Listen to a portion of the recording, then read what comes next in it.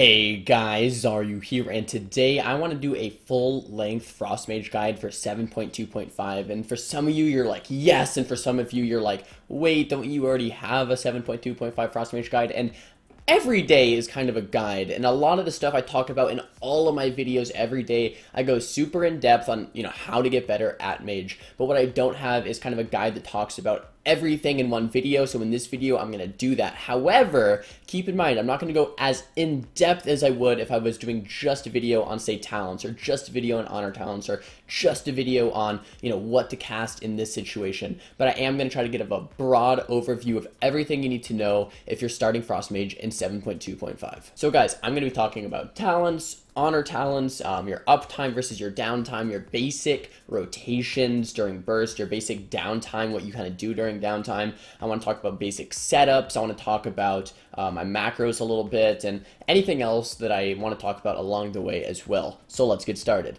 Hopping right in, let's look at talents first off. I'm going to I already have a guide for this, right? But I want to talk about talents. I want to talk about everything in one video. So quickly just running through it, you're going to play Lonely Winter 99% of the time. The only time I would go Bone Chilling is if you're doing 2v2 or a duel against maybe like a warrior or a rogue. I like to play Bone Chilling. It's a lot easier to fight those kind of classes when you have that extra pet Nova. I almost always play Shimmer. Once again, the 99.9% of the time I would play Shimmer. The only time I would ever change it is playing Glacial Installation versus a Sub-Rogue in 2v2, only when you're playing with a healer. So it's like this very specific use case. Like when I'm playing Holy Pally Mage and I'm fighting Sub-Rogue and a Disc Priest, I like to play Glacial Installation. No other time I like this ability. I like it versus double Windwalker too. So there's these very specific things like double Windwalker. I like to have my actual blink so I can blink out of the stuns. There we go. So almost always, guys, play Shimmer. In Canner's Flow, I would say I play in Canner's Flow 99.9% of the time as well. And then I might go Mirror Images if I want to duel someone, or if I want to, if I'm in an arena versus a warrior, something very weird. Almost always playing Canner's Flow though. Almost always playing Canner's Flow. I see a lot of newer mages playing Mirror Images a lot, or some even messing around with Rune Power guys. In Canner's Flow, just choose it. Ice Nova versus Splitting Ice, that's kind of our first decision here. I would say go Ice Nova if you're playing a burst comp, like Rogue Mage, Windwalker Mage, where you're swapping around a lot, getting a burst 100-0, that's your Ice Nova comp, alright? Splitting Ice, when you're playing a Rot comp, maybe with a Shadow Priest, maybe with a Warlock, maybe with, anything where that split damage is going to help you. I like Splitting Ice in 2v2 as well, even when I'm not playing with a Rot class, when I'm because in 2v2 it's less about bursting someone down 100-0, and it's more about doing more damage and dampening, and kind of dampening them, right? So splitting, I would go towards Splitting Ice in that situation as well. When you're just dampening, I would go with Ice Nova if you're killing someone 100-0, Windwalker Mage, Rogue Mage, etc. Frigid Winds versus Ring of Frost, never Ice Ward. I would say Frigid Winds when I would say default Frigid Winds almost always. Ring of Frost only against Resto Druids if you're trying to Ring of Frost them out of a stun when they're in, cat form, cheetah form, bear form, etc. I always play Arctic Gale. I never go in Stable Magic or Frostbomb. Arctic Gale, I just think is so incredible because Blizzard does have that insane slow effect.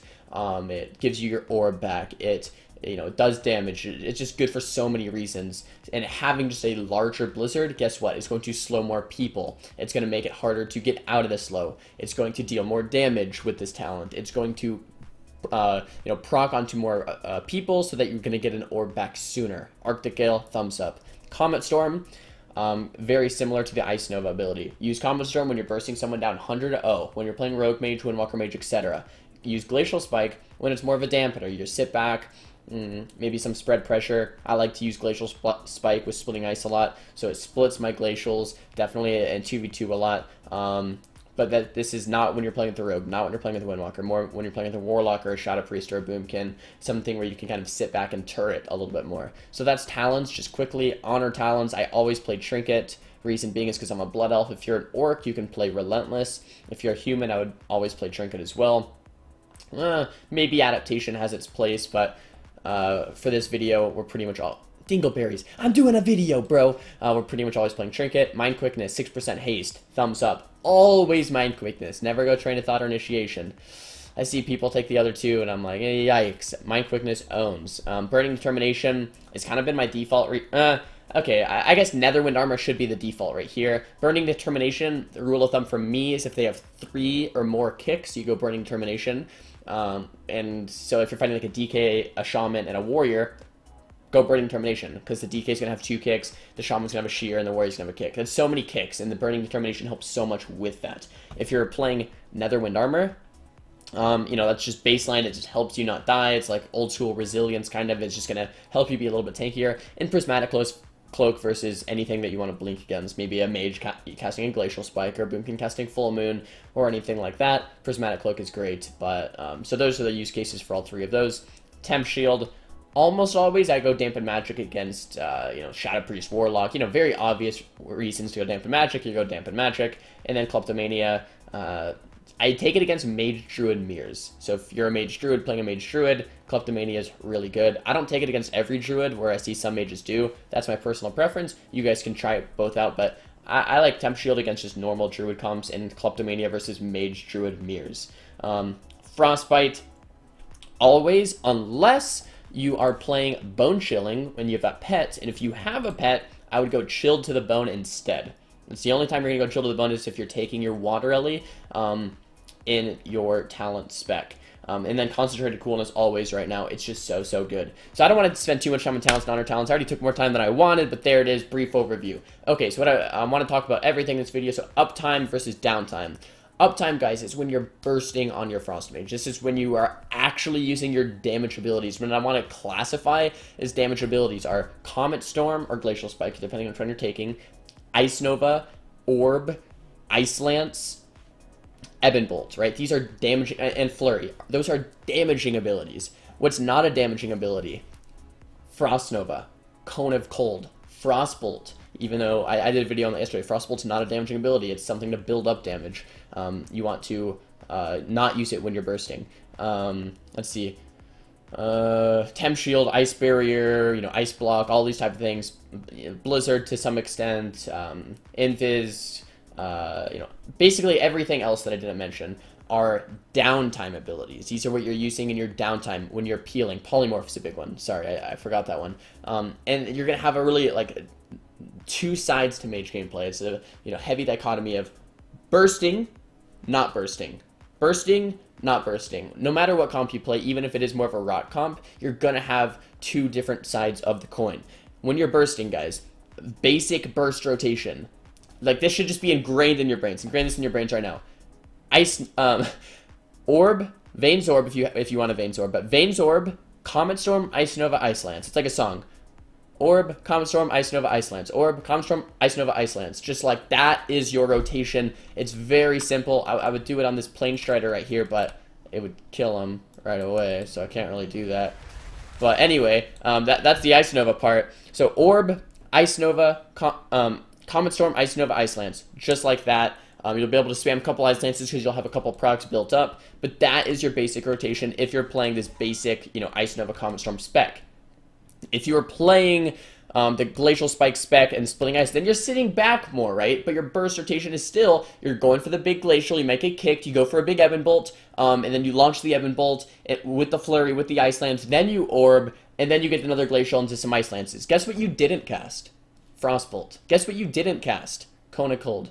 You didn't cast these abilities that aren't doing big damage. You casted the damaging abilities, which I labeled during this video, in a good pattern to actually score that kill. That's your uptime, guys. Your downtime is when you're kiting, you're Cone of Colding, you're Frost Novaing, you're polymorphing, you might be blinking away. If you want a defensive counterspell, you can. I would say offensive counterspells are pretty good right now for Mage. And when I say offensive counterspell, I mean on a go when you're trying to kill someone. Counterspell so you don't get cloned. Counterspell someone on a heal so you can get that kill. When I'm saying a defensive counterspell, I mean counterspelling CC onto your healer so you actually stay alive.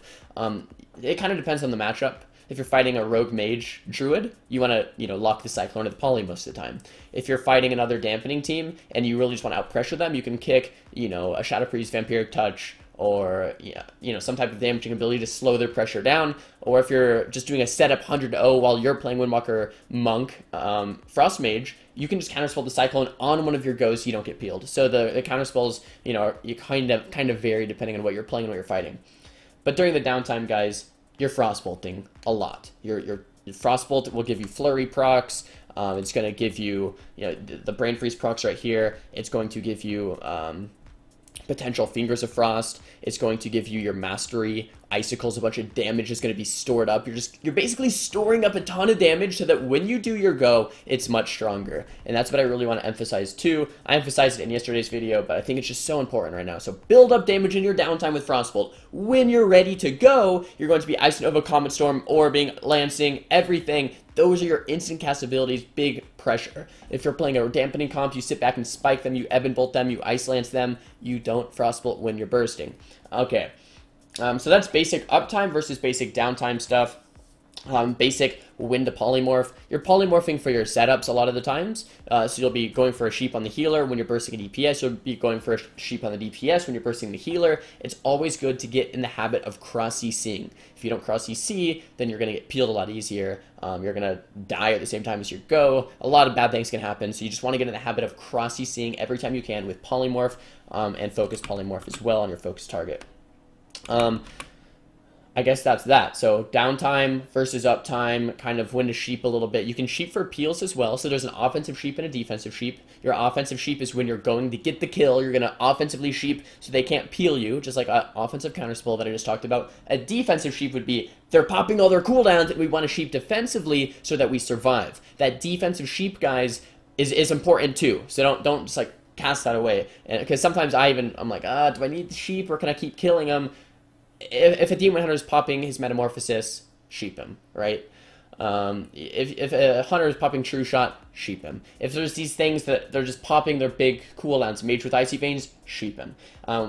Peel the defensives, wait a second, and then get your offensive going. That's the way to do it. What you can also do is kind of pair them together. Mage pops Icy Veins, sheep him, and do your go. Maybe it's an RMP mirror, you sheep the Mage on his go, or you counterspell his Polymorph on his go, sheep the Mage, and then do your own go, right? So it's kind of like a counterplay. You do a defensive sheep, turn it into an offensive sheep, and then push in and do some pressure. So that's kind of offensive versus defensive sheeps. And yeah, so I mean that's a lot of Mage right now. I want to go over my macros just quickly. I think there's only like I have a ton of macros, but I think there's only a couple that I would really recommend, and those are the only ones I'm going to go over in this video. And that's 1, Harm Ice Nova. This is so important because, guys, if you just Ice Nova right out of your spell book, what's going to happen is you're going to use it on yourself like that if you click it, right? But with this Harm Ice Nova macro, it's on cooldown for 20 seconds, so I can't show you until then. It's only going to work on enemies. It's only going to work on enemies. So you're not going to accidentally Ice Nova yourself, but you're going to only Ice Nova enemies. What's good about this is if someone Shadow Melds, or if someone vanishes, or someone, Incarn restalls, etc., you're not going to Ice Nova yourself and waste your Ice Nova charge. Look, Ice Nova doesn't work on myself. It doesn't work if I have a friendly target. It only works if I'm targeting an enemy, just like that. So Ice Nova, here's the macro right here. You can see it on the screen. I can probably link you to my macros down below as well. If you guys want that. Yeah, I'll try to remember. Come on, Josh. Stop casting Counterspell is fine. Counterspell 1, 2, 3 is fine. I have Silence and Solar Beam for my other classes in there as well. But Focus Counterspell is something I would really recommend. Having a Focus Counterspell and a Focus Polymorph. These are like the two, kind of need these. You can't really get around these. A lot of people might say you need, Polymorph 1, 2, 3, Kick 1, 2, 3. Well, I guess there's no Deep Freeze, but they were like, okay, Deep Freeze 1, 2, 3, all these 1, 2, 3. Guys, if you don't want 1, 2, 3, that's fine. Make sure you get a Focus Counterspell and a Focus Polymorph, good to go. Other than that, the only other macro that I would really recommend is Cursor Frozen Orb. And once again, this is more preference. You don't need this. So the only two you need are the Focus ones and the Ice Nova one, really. But the Cursor Orb is kind of cool. Instead of with Concentrated Coolness, guys, when you click on your orb, then you have to click on the ground. With the @ Cursor Orb, it'll just automatically go to your cursor, kind of like auto cast in League of Legends or smart cast. I haven't played League of Legends in a long time. But anyway, Frozen Orb is, or the at cursor macro for Frozen Orb makes it like that, goes to your cursor right away, which I think speeds up my burst a little bit. Stop casting Temp Shield. Like, a lot of this stuff's pretty basic, but yeah, I have a focus Spell Steal as well. I guess I could mention that. Focus Spell Steal is not bad. Right here. Once again, not needed, but it's something that I like because I can, focus Spell Steal people right away on important stuff like Icy Veins or Pally Free Cast, etc. So yeah, those are the macros, guys. I think that's pretty much it. I covered talents, honor talents, uptime, downtime, burst, CC, setup, macros. Yeah, that's Frost Mage right now. I hope that's just a quick overview. And guys, if you watch my daily videos, I go more into depth on each one of these topics. I might pick one game where we lose, one game where we win, and really go into depth on like positioning. Or I might pick a game where we go really in depth on a talent choice, or really in depth on something else. So if you guys want to see more in-depth stuff based on everything I talked about today, make sure to watch the videos every day, because that's what I try to do when I try to help you guys learn all the not just the basics or the fundamentals, but really in-depth stuff. This video, I hope, was helpful to the people that are like, Xaryu, you have 300 videos. Come on, bro. We need a video for a guide so I can watch it in 10, 15 minutes and then go play WoW. I don't want to watch your videos all day, you punk. Here you go. Here you go. Here's your video, man. You can watch this, and you should be kind of sufficient on Frost Mage.